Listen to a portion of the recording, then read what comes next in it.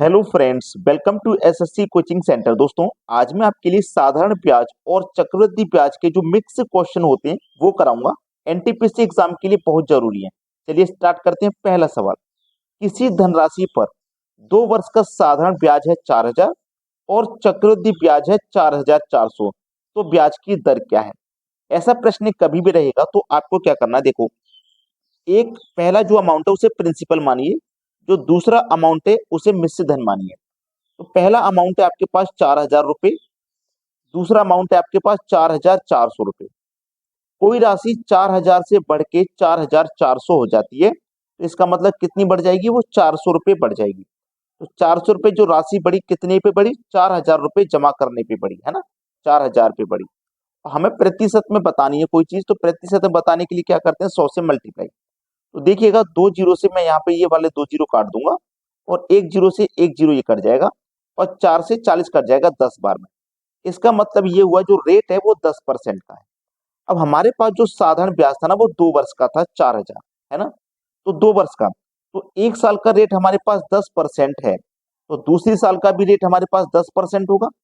ठीक है, 10% होगा। तो इसका मतलब 2 साल का जो रेट है हमारे पास वो हमारे पास 20% है। आपको 10% आंसर नहीं करना, क्योंकि 2 वर्ष का हमारे पास जो साधारण ब्याज है वो 2 वर्ष का है, तो रेट भी तो हमको 2 वर्ष का बताना पड़ेगा। तो हमारे पास 2 वर्ष का रेट हो जाएगा बी ऑप्शन। अगर आप 10 कर देते तो ये गलत हो जाता। अब देखते हैं अगला प्रश्न।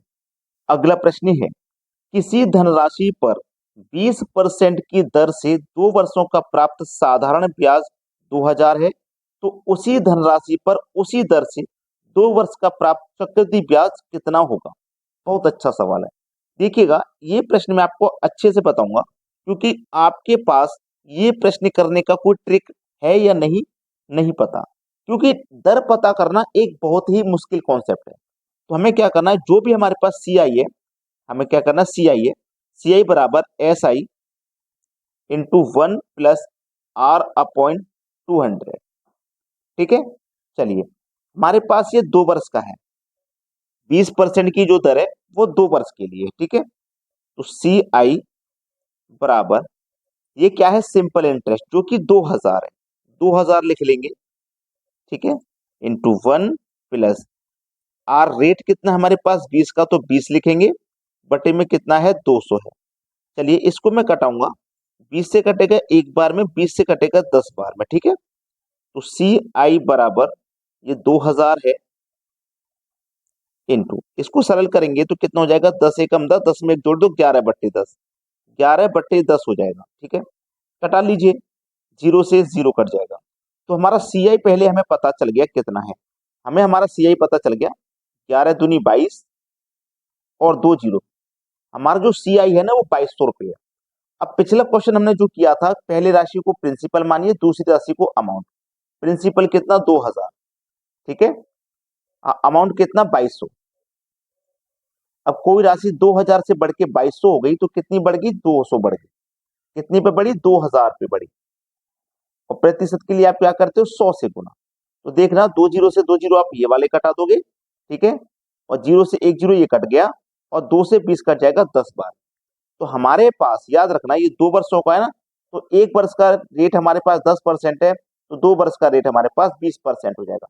लेकिन हमसे पूछा है चक्रवृद्धि ब्याज कितना होगा।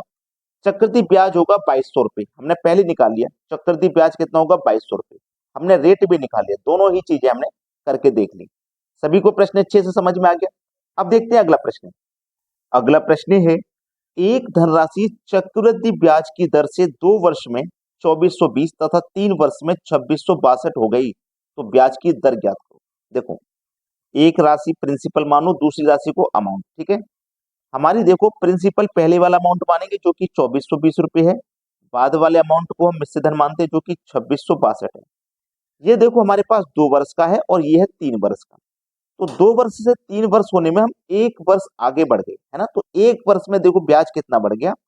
2,420 से 2,662 हो गया, तो ये 242 रुपये बढ़ गया। इधर हम 1 वर्ष बढ़ रहे हैं, इधर 1 वर्ष में ब्याज बढ़ रहा है 242।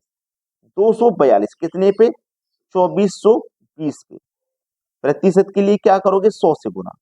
जीरो से कटा दो जीरो, 242 से 242 कट जाएगा, बचेगा कितना? 10। तो हमसे क्या पूछा दर, तो दर हो जाएगी 10%। ये प्रश्न का बिल्कुल सही जवाब है डी ऑप्शन।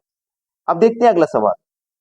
अगला प्रश्न है 5,000 रुपए की धनराशि पर 10% की साधारण ब्याज की दर से 2 वर्षों का प्राप्त चक्रवृद्धि ब्याज और साधारण ब्याज का अंतर कितना होगा। इस प्रश्न के आगे आप इंपोर्टेंट लगा लेना। 100% परीक्षा में आता है 2 वर्ष का और 3 वर्ष का साधारण ब्याज और चक्रवृद्धि ब्याज का अंतर, या तो 2 वर्ष का आएगा या 3 वर्ष का। अभी ये 2 वर्ष का है, तो 2 वर्ष के लिए क्या तरीका रहता है यहाँ पे मैं लिख के बता रहा हूं, ठीक है। चलिए, difference equal to P R का स्क्वायर बटे में 100 का स्क्वायर, ठीक है। डिफरेंस हमको बताना है, तो डिफरेंस बताना है। प्रिंसिपल हमारे पास 5,000 है, P for principal, R for rate, rate 10 है तो आर की जगह 10 रखेंगे, 10 का स्क्वायर करेंगे तो 100 हो जाएगा, और इधर 100 का स्क्वायर करेंगे तो 10,000 हो जाएगा, ठीक है। तो 2 जीरो से आपने यहाँ 2 जीरो कटा दिए और 2 जीरो से आपने ये वाले 2 जीरो कटा दिए। डिफरेंस कितना आ गया 50 रुपए। सवाल खत्म हो गया, डिफरेंस आ गया 50 रुपए। और बहुत आता है ये प्रश्न एग्जाम में, बहुत। 2 वर्ष का और चक्रवृद्धि ब्याज और साधारण ब्याज का अंतर, 2 वर्ष का हो 3 वर्ष का, बहुत पूछा जाता है। अब देखते हैं अगला सवाल। अगला प्रश्न है यदि किसी धनराशि पर 10% की वार्षिक दर से 2 वर्षों का प्राप्त चक्रवृद्धि ब्याज एवं साधारण ब्याज का अंतर 60 रुपए हो तो धनराशि बताइए। कितने समय के लिए? 2 वर्ष के लिए। तो 2 वर्ष के लिए मैंने आपको पिछले क्वेश्चन में बताया था, तो आपको याद हो गया होगा। अगर नहीं भी याद हुआ कोई बात नहीं, मैं फिर से लिख देता हूँ। डिफरेंस बराबर पी आर का स्क्वायर बटे में 100 का स्क्वायर। इस प्रश्न में हमें डिफरेंस यानी कि अंतर दिया गया 60 रुपए, डिफरेंस दिया गया 60 रुपए। प्रिंसिपल निकालना है तो पी ऐसे ही लिखो, जो वैल्यू निकालनी है उसको ऐसे लिखो। आर फॉर रेट 10 का है, 10 का स्क्वायर कर दो 100 हो जाएगा, बटे में 100 का स्क्वायर कर दो 10,000 हो जाएगा, ठीक है। तो 2 जीरो से यहाँ पे ये 2 जीरो कट गए। अब 100 का गुना 6 से होगा तो कितना हो जाएगा, देखो 6 का गुना 1 से होगा तो 6, 1 जीरो ये 2 जीरो ये, तो ये हो जाएगा 6,000। इधर क्या बचा पी, पी फॉर प्रिंसिपल, तो प्रिंसिपल कितना निकल के आ गया 6,000 रुपए।